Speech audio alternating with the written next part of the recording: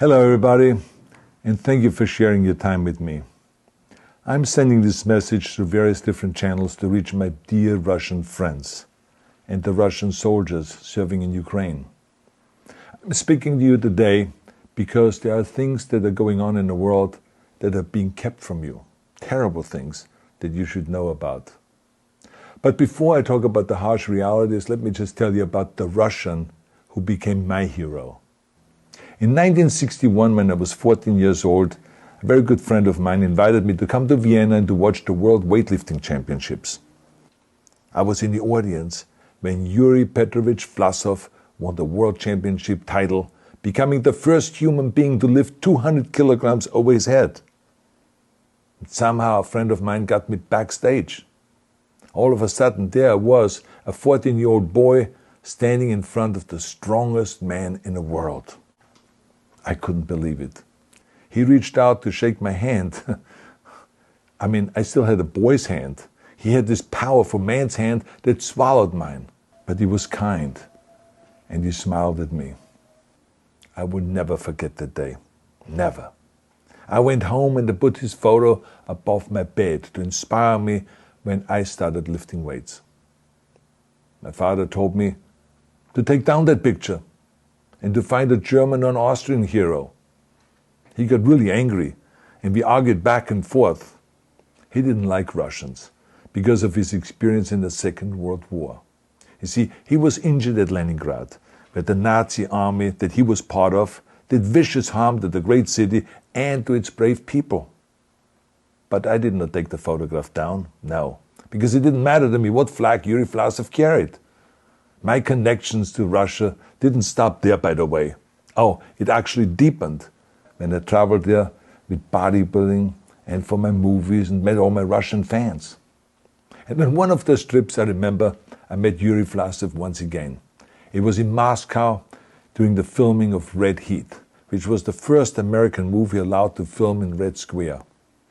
Now, he and I spent the whole day together. He was so thoughtful, so kind, and so smart, and, of course, very giving. He gave me this beautiful blue coffee cup. And ever since then, I've been drinking my coffee out of every morning. Now, the reason why I'm telling you all of those things is that ever since I was 14 years old, I've had nothing but affections and respect for the people of Russia. The strength and the heart of the Russian people have always inspired me. And that is why I hope that you will let me tell you the truth about the war in Ukraine and what is happening there. No one likes to hear something critical of the government, I understand that. But as a longtime friend of the Russian people, I hope that you will hear what I have to say. And may I remind you that I speak with the same heartfelt concern as I spoke to the American people when there was an attempted insurrection on January 6th last year, when a wild crowd was storming the US Capitol, trying to overthrow our government. You see, there are moments like this that are so wrong, and then we have to speak up. And this is exactly the same with your government. I know that your government has told you that this is a war to denazify Ukraine. Denazify Ukraine? This is not true. Ukraine is a country with a Jewish president, I might add, whose father's 3 brothers were all murdered by the Nazis. You see, Ukraine did not start this war. Neither did nationalists or Nazis. Those in power in the Kremlin started this war. This is not the Russian people's war. No.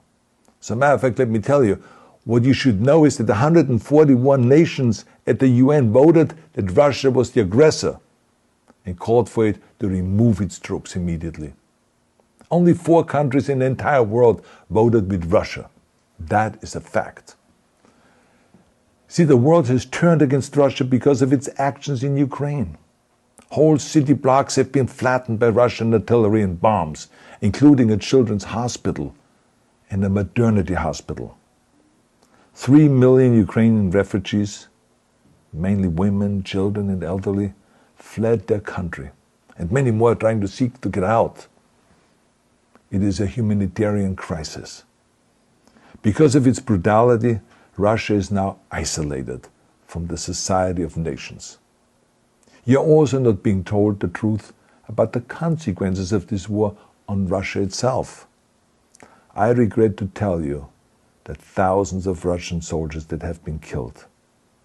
They have been caught between Ukrainians fighting for their homeland and the Russian leadership fighting for conquest.